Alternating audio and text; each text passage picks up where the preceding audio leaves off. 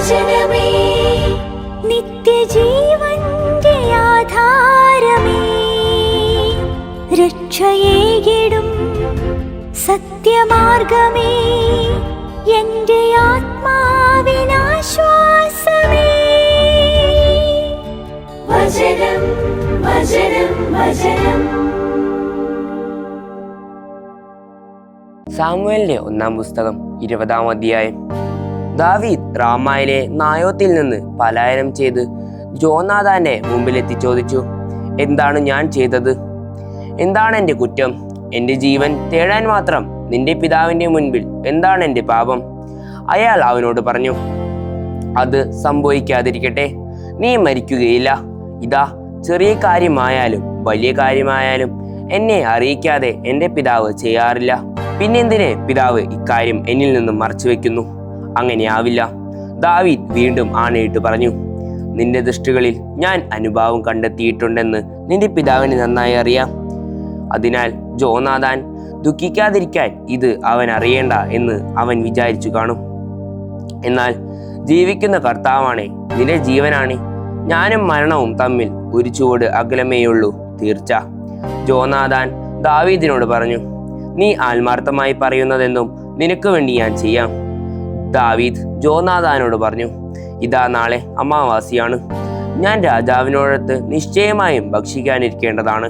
പക്ഷേ 3-ാം സന്ധ്യ വരെ വയലിൽ ഒളിച്ചിരിക്കാൻ നീ എന്നെ വിട്ടയക്കണം.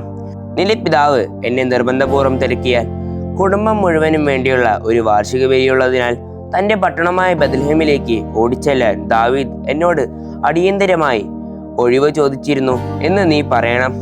അപ്പോൾ കൊള്ളാം എന്നാണ് അവൻ പറയുന്നെങ്കിൽ നിന്റെ ദാസന് ശുഭം. മറിച്ച് അവൻ ഏറെ കോപിക്കുകയാണെങ്കിൽ തീർച്ചയായും അവനിൽ നിന്ന് എനിക്ക് തിന്മ ഉറപ്പായിരിക്കുന്നെന്ന് നീ അറിഞ്ഞുകൊള്ളുക. ആകയാൽ ഈ ദാസന്റെ മേൽ കാരുണ്യം കാണിക്കണം. നിന്റെ ദാസനെ കർത്താവിന്റെ നാമത്തിൽ നീയുമായി ഒരു ഉടമ്പടിയിൽ നീ എത്തിച്ചിട്ടുണ്ടല്ലോ. എന്നിൽ കുറ്റമുണ്ടെങ്കിൽ നീ തന്നെ എന്നെ കൊല്ലുക. നീ ഇങ്ങനെ നിന്റെ പിതാവിന്റെ പക്കൽ വരെ എന്തിനാണ് എന്നെ കൊണ്ടുപോകുന്നത്? ജോനാഥാൻ പറഞ്ഞു, നിനക്കത് സംഭവിക്കാതിരിക്കട്ടെ. എന്തെന്നാൽ നിനക്കെതിരെ എൻ്റെ പിതാവിൽ നിന്ന് ഉറപ്പായും തിന്മ വരുന്നെന്ന് കൃത്യമായി ഞാൻ അറിഞ്ഞാൽ അത് എന്നോട് ഞാൻ വിവരിക്കാതിരിക്കുമോ? അപ്പോൾ ദാവീദ് ജോനാഥാനോട് ചോദിച്ചു, നിന്റെ പിതാവ് നിന്നോട് പരുഷമായി പ്രത്യുത്തരിക്കുന്നെന്ന് ആര് അഥവാ എങ്ങനെ എന്നോട് വിവരിക്കും? വരൂ, നമുക്ക് വിജനപ്രദേശത്തേക്ക് പോകാം എന്ന് ജോനാഥാൻ ദാവീദിനോട് പറഞ്ഞു. അവരിരുവരും വിജനപ്രദേശത്തേക്ക് പുറപ്പെട്ടു. ജോനാഥാൻ ദാവീദിനോട് പറഞ്ഞു, കർത്താവ് ഇസ്രായേലിന്റെ ദൈവമായിരിക്കെ 3-ാം ദിനമായ നാളെ ഇതേ സമയത്ത് എൻ്റെ പിതാവിനെ ഞാൻ സൂക്ഷ്മമായി നിരീക്ഷിക്കും. അദ്ദേഹം ദാവീദിനോട് അനുകൂലമാണെങ്കിൽ അപ്പോൾ തന്നെ നിനക്ക് ആളയച്ച് ഞാൻ നിന്നെ അറിയിക്കുകയില്ലേ? കർത്താവ് ജോനാഥാനോട് ഇപ്രകാരം ഇതിലധികവും ചെയ്യട്ടെ. നിന്റെ മേലുള്ള ദ്രോഹമാണ് എൻ്റെ പിതാവിന് താല്പര്യമെങ്കിൽ നിന്നോട് ഞാൻ അത് വെളിപ്പെടുത്തും.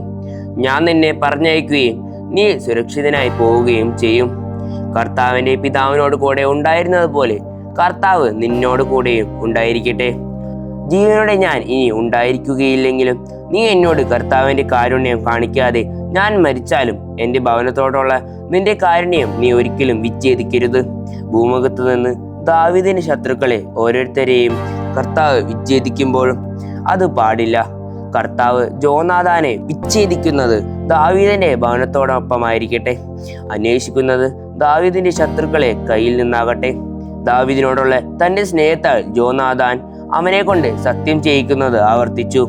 എന്നാൽ സ്വന്തം പ്രാണനോടുള്ള സ്നേഹം പോലെ അയാളെ അവൻ സ്നേഹിച്ചു.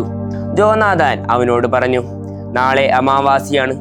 നിന്റെ ഇരിപ്പിടം ശ്രദ്ധിക്കപ്പെടുമ്പോൾ നിന്റെ അസാന്നിധ്യം ശ്രദ്ധിക്കപ്പെടും.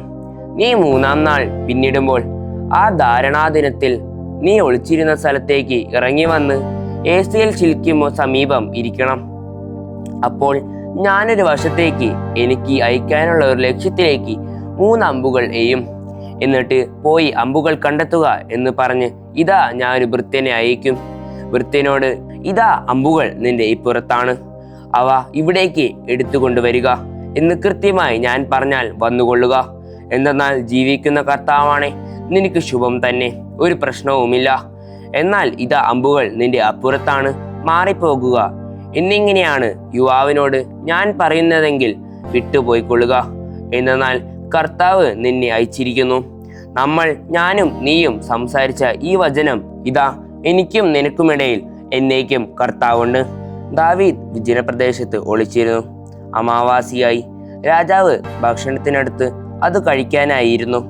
രാജാവ് മറ്റവസരങ്ങളിലെ പോലെ തൻ്റെ ഇരിപ്പിടത്തിൽ ഭിത്തിയോട് ചേർന്നുള്ള ഇരിപ്പിടത്തിൽ ഇരുന്നു. ജോനാഥാൻ നിൽക്കുകയായിരുന്നു. അബ്നേർ സാവൂളിന്റെ ഒരു വശത്തിരുന്നു. ദാവീദിന്റെ സ്ഥാനം ശ്രദ്ധിക്കപ്പെട്ടു. സാവൂൾ അന്ന് ഒന്നും ഉരിയാടിയില്ല.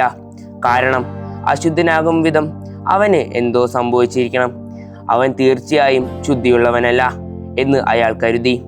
പിറ്റേന്നായപ്പോൾ അമാവാസിയുടെ 2-ാം തീയതിയും ദാവീദിന്റെ സ്ഥാനം ശ്രദ്ധിക്കപ്പെട്ടു. സാവൂൾ പുത്രനായ ജോനാഥാനോട് ചോദിച്ചു, ജസ്സയുടെ മകൻ ഇന്നലെയോ ഇന്നോ ഭക്ഷണത്തിന് വരാതിരുന്നത് എന്താണ്? ജോനാഥാൻ സാവൂളിനോട് പ്രത്യുദ്ധരിച്ചു, ബത്ലഹേം വരെ പോകാൻ ദാവീദ് എന്നോട് അനുവാദം ചോദിച്ചിരുന്നു.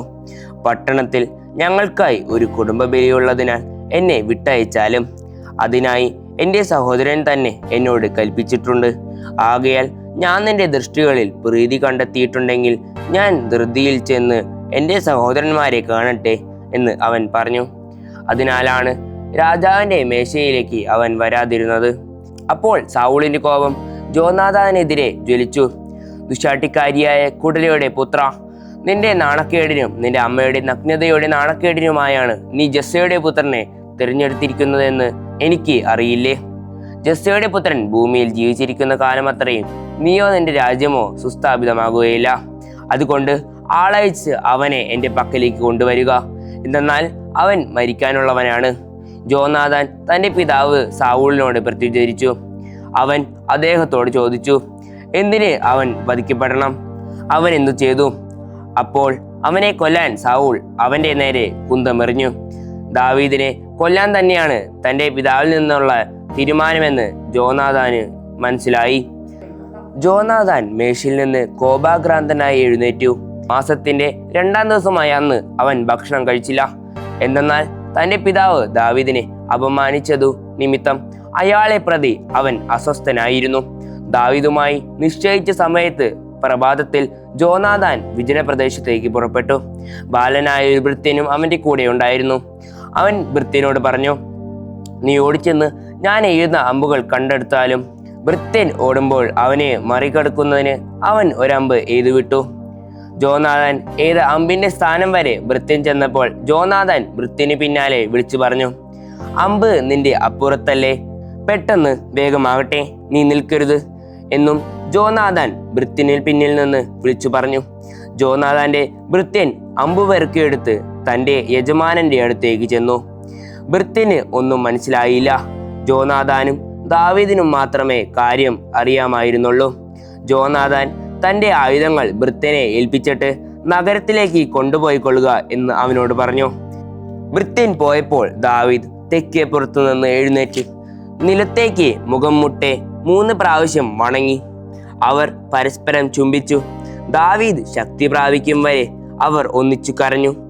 ജോനാഥാൻ ദാവീദിനോട് പറഞ്ഞു, സമാധാനത്തിൽ പോവുക, എനിക്കും നിനക്കുമിടയിലും എൻ്റെ സന്തതിക്കും നിന്റെ സന്തതിക്കുമിടയിലും കർത്താവ് എന്നേക്കും ഉണ്ടായിരിക്കുമെന്ന് പറഞ്ഞുകൊണ്ട് നമ്മൾ കർത്തൃനാമത്തിൽ സത്യം ചെയ്തിട്ടുണ്ടല്ലോ. ജ്ഞാനത്തിൻ്റെ പുസ്തകം 2-ാം അധ്യായം. ശരിയായി ചിന്തിക്കാത്തവർ തങ്ങളോട് തന്നെ പറഞ്ഞു, നമ്മുടെ ജീവിതം ഹ്രസ്വവും ദുഃഖകരവുമാണ്. മനുഷ്യന്റെ അന്ത്യത്തിന് പ്രതിവിധിയില്ല. പാതാളത്തിൽ നിന്ന് ആരും മടങ്ങി വന്നതായി അറിവില്ല. എന്തെന്നാൽ നമ്മളായിരിക്കുന്നത് യാദൃശികമായാണ്. ഇതിനുശേഷം ഒരിക്കലും ഉണ്ടായിരുന്നില്ല എന്ന വിധം നാം ആകും. എന്തെന്നാൽ നമ്മുടെ നാസികയിലെ ശ്വാസം പുകയാണ്. നമ്മുടെ ഹൃദയസ്പന്ദനത്തിന്റെ സ്ഫുലിംഗമാണ് ചിന്ത. അത് അണഞ്ഞു കഴിഞ്ഞാൽ ശരീരം ചാരമായി തീരും. ശൂന്യമായ വായു പോലെ ആത്മാവ് അലിഞ്ഞില്ലാതാകും. കാലക്രമേണ നമ്മുടെ നാമം വിസ്മൃതമാകും. നമ്മുടെ പ്രവർത്തികൾ ആരും ഓർമ്മിക്കുകയില്ല. നമ്മുടെ ജീവിതം മേഘശകലം പോലെ മാഞ്ഞു പോകും. സൂര്യകിരണങ്ങളാൽ ഇല്ലാതാക്കപ്പെടുകയും അതിൻ്റെ ചൂടുകൊണ്ട് ഇല്ലാതാക്കപ്പെടുകയും ചെയ്യുന്ന മൂടൽ മഞ്ഞ് പോലെ അത് കടന്നു പോകും. നമ്മുടെ കാലം ഒരു നിഴൽമായലാണ്. നമ്മുടെ അന്ത്യത്തിൽ നിന്ന് തിരിച്ചു വരില്ല. എന്തെന്നാൽ അത് മുദ്ര ചെയ്യപ്പെട്ടതാണ്. ആരും തിരിച്ചു വരുന്നില്ല. ആകയാൽ വരുവിൻ, ഇപ്പോഴുള്ള വിശിഷ്ട വസ്തുക്കൾ നമുക്ക് ആസ്വദിക്കാം. യുദ്ധത്തിൽ എന്ന പോലെ തീക്ഷ്ണതയോടെ സൃഷ്ടികളെ നമുക്ക് അനുഭവിക്കാം. മുന്തിയ വീഞ്ഞും സുഗന്ധദ്രവ്യങ്ങളും കൊണ്ട് നമുക്ക് പൂരിതരാകാം. വസന്തപുഷ്പം നമ്മെ കടന്നു പോകാതിരിക്കട്ടെ. വാടും മുമ്പേ പനിനീർ മൊട്ടുകൾ കൊണ്ട് നമുക്ക് കിരീടമണിയാം. നമ്മുടെ മധുരോത്സവത്തിൽ പങ്കാളിയാകാത്തവനായി നമ്മിൽ ആരും ഉണ്ടാകാതിരിക്കട്ടെ. ആഹ്ലാദത്തിന്റെ അടയാളങ്ങൾ നമുക്ക് എവിടെയും അവശേഷിപ്പിക്കാം. എന്തെന്നാൽ ഇതാണ് നമ്മുടെ ഓഹരി, ഇതാണ് അവകാശം. നീതിമാനായ ദരിദ്രനെ നമുക്ക് പീഡിപ്പിക്കാം, വിധവയെയും നമുക്ക് വെറുതെ വിടേണ്ട. കാലം കൊണ്ടുള്ള വൃദ്ധന്റെ നരയെയും നമുക്ക് മാനിക്കേണ്ട. നമ്മുടെ നീതിയുടെ മാനദണ്ഡം കരുത്തായി ഇരിക്കട്ടെ. എന്നാൽ ദൗർബല്യം സ്വയം പ്രയോജനരഹിതമെന്ന് തെളിയിക്കുന്നു. നീതിമാനെ നമുക്ക് പതിയിരുന്ന് ആക്രമിക്കാം, എന്നാൽ അവൻ നമുക്ക് ശല്യമാണ്. അവൻ നമ്മുടെ പ്രവൃത്തികളെ എതിർക്കുന്നു. നിയമലംഘനങ്ങളെക്കുറിച്ച് അവൻ നമ്മെ പഴിക്കുന്നു. നമ്മുടെ ശിക്ഷണ ലംഘനത്തെക്കുറിച്ചും അവൻ നമ്മെ കുറ്റപ്പെടുത്തുന്നു. ദൈവത്തെക്കുറിച്ചുള്ള അറിവ് തനിക്കുണ്ടെന്ന് അവൻ അവകാശപ്പെടുന്നു. കർത്താവിൻ്റെ പുത്രനെന്ന് അവൻ സ്വയം വിളിക്കുന്നു. നമ്മുടെ ചിന്തകളെ സംബന്ധിച്ച് അവൻ നമുക്കൊരു ശകാരമായി മാറിയിരിക്കുന്നു. അവൻ കണ്ണിൽപ്പെടുന്നത് പോലും നമുക്ക് അരോചകമാണ്. എന്നാൽ അവൻ്റെ ജീവിതം മറ്റുള്ളവരിൽ നിന്ന് വ്യത്യസ്തമാണ്. അവൻ്റെ മാർഗങ്ങൾ പൂർണ്ണമായും വേറെയാണ്. അവൻ നമ്മെ അധമരായി കണക്കാക്കുന്നു. അശുദ്ധതയിൽ നിന്ന് എന്നതുപോലെ നമ്മുടെ മാർഗങ്ങളിൽ നിന്ന് അവൻ അകന്നു നിൽക്കുന്നു. നീതിമാന്റെ അന്ത്യം അനുഗ്രഹീതമെന്ന് അവൻ കരുതുന്നു. ദൈവം തൻ്റെ പിതാവാണെന്ന് അവൻ തെറ്റായി ധരിപ്പിക്കുന്നു. അവൻ്റെ വാക്കുകൾ സത്യമാണോ എന്ന് നമുക്ക് നോക്കാം. അവൻ്റെ അവസാനത്തിലെ കാര്യങ്ങൾ നമുക്ക് പരിശോധിക്കാം. നീതിമാൻ യഥാർത്ഥത്തിൽ ദൈവത്തിൻ്റെ പുത്രനാണെങ്കിൽ അവിടുന്ന് അവനെ തുണയ്ക്കും. ശത്രുകരത്തിൽ നിന്ന് അവനെ അവിടുന്ന് മോചിപ്പിക്കും. അവൻ്റെ സൗമ്യത തിരിച്ചറിയുന്നതിനും അവൻ്റെ ദീർഘക്ഷമ പരിശോധിക്കുന്നതിനും വേണ്ടി നിന്ദനവും പീഡനവും കൊണ്ട് അവനെ നമുക്ക് പരീക്ഷിക്കാം. ലജ്ജാകരമായ മരണത്തിന് അവനെ നമുക്ക് വിധിക്കാം. അവൻ്റെ വാക്കുകൾ അനുസരിച്ച് അവന് സംരക്ഷണം ഉണ്ടാകുമല്ലോ. അവർ ഈ വിധം ചിന്തിക്കുകയും തെറ്റിലകപ്പെടുകയും ചെയ്തു. കാരണം അവരുടെ ദുഷ്ടത അവരെ അന്ധരാക്കിയിരിക്കുന്നു. ദൈവിക രഹസ്യങ്ങൾ അവർ അറിഞ്ഞില്ല. വിശുദ്ധിയുടെ പ്രതിഫലം പ്രതീക്ഷിച്ചില്ല. ശുദ്ധാത്മാക്കൾക്കുള്ള സമ്മാനം അവർ തിരിച്ചറിഞ്ഞതുമില്ല. ദൈവം മനുഷ്യനെ അമർത്യതയ്ക്കു വേണ്ടിയാണ് സൃഷ്ടിച്ചത്. അവിടുന്ന് തൻ്റെ തന്നെ അനന്തയുടെ സാദൃശ്യത്തിൽ അവനെ രൂപപ്പെടുത്തി. എന്നാൽ പിശാചിന്റെ അസൂയ നിമിത്തം മരണം ലോകത്തിലേക്ക് കടന്നു വന്നു. അവനോടൊപ്പം അവകാശമുള്ളവർ അത് അനുഭവിക്കുന്നു. വിശുദ്ധ ലൂക്ക എഴുതിയ സുവിശേഷം 24-ാം അധ്യായം 1 മുതൽ 12 വരെയുള്ള തിരുവചനങ്ങൾ. അവർ തയ്യാറാക്കി വെച്ചിരുന്ന സുഗന്ധ വസ്തുക്കൾ എടുത്ത് ആഴ്ചയുടെ 1-ാം ദിവസം അതിരാവിലെ കല്ലറയുടെ അടുത്തേക്ക് പോയി. കല്ലറയിൽ നിന്ന് ഉരുട്ട് മാറ്റിയിരിക്കുന്ന കല്ല് അവർ കണ്ടു. അവർ അകത്തു കടന്നപ്പോൾ കർത്താവായ യേശുവിൻ്റെ ശരീരം കണ്ടില്ല. ഇതേക്കുറിച്ച് പരിഭ്രമിച്ചു നിൽക്കവേ 2 പേർ തിളങ്ങുന്ന വസ്ത്രങ്ങൾ ധരിച്ച് അവർക്ക് പ്രത്യക്ഷപ്പെട്ടു. അവർ ഭയപ്പെട്ട് ഭൂമിയിലേക്ക് മുഖം കുനിച്ചു. അപ്പോൾ അവർ അവരോട് ചോദിച്ചു, ജീവിച്ചിരിക്കുന്നവനെ നിങ്ങൾ മരിച്ചവരുടെ ഇടയിൽ അന്വേഷിക്കുന്നതെന്ത്? അവൻ ഇവിടെയില്ല, എന്നാൽ അവൻ ഉയർപ്പിക്കപ്പെട്ടു. അവൻ ഗലീലയായിരിക്കുമ്പോൾ തന്നെ നിങ്ങളോട് പറഞ്ഞിട്ടുള്ളത് ഓർമ്മിക്കുവിൻ. മനുഷ്യപുത്രൻ പാപികളായ മനുഷ്യരുടെ കൈകളിൽ ഏൽപ്പിക്കപ്പെടുകയും ക്രൂശിക്കപ്പെടുകയും 3-ാം ദിവസം ഉയർത്തെഴുന്നേൽക്കുകയും വേണ്ടിയിരിക്കുന്നു. അപ്പോൾ അവർ അവൻ്റെ വാക്കുകൾ ഓർമ്മിച്ചു. കല്ലറയിങ്കൽ നിന്ന് തിരിച്ചു വന്ന് അവർ ഇതെല്ലാം 11 പേരെയും മറ്റെല്ലാവരെയും അറിയിച്ചു. അവർ മഗ്ദലേന മറിയവും യോവാനയും യാക്കോബിൻ്റെ അമ്മയായ മറിയവും അവരുടെ കൂടെ ഉണ്ടായിരുന്ന മറ്റു സ്ത്രീകളുമായിരുന്നു. ഇക്കാര്യങ്ങൾ അപ്പസ്തോലന്മാരോട് അവർ പറഞ്ഞു. അവർക്കാകട്ടെ ഈ വാക്കുകൾ കെട്ടുകഥ പോലെ തോന്നി. അവർ അവരെ വിശ്വസിച്ചില്ല. എന്നാൽ പത്രോസ് എഴുന്നേറ്റ് കല്ലറയിലേക്ക് ഓടി. കുനിഞ്ഞ് അകത്തേക്ക് നോക്കിയപ്പോൾ അവനെ പൊതിഞ്ഞിരുന്ന തുണികൾ മാത്രം കിടക്കുന്നത് കണ്ടു. സംഭവിച്ചതിനെപ്പറ്റി വിസ്മയിച്ചുകൊണ്ട് അവൻ വീട്ടിലേക്ക് പോയി. ദൈവവചനമേ, നിത്യജീവന്റെ ആധാരമേ, രക്ഷയേകിടും സത്യമാർഗമേ, എന്റെ ആത്മാവിനാശ്വാസം.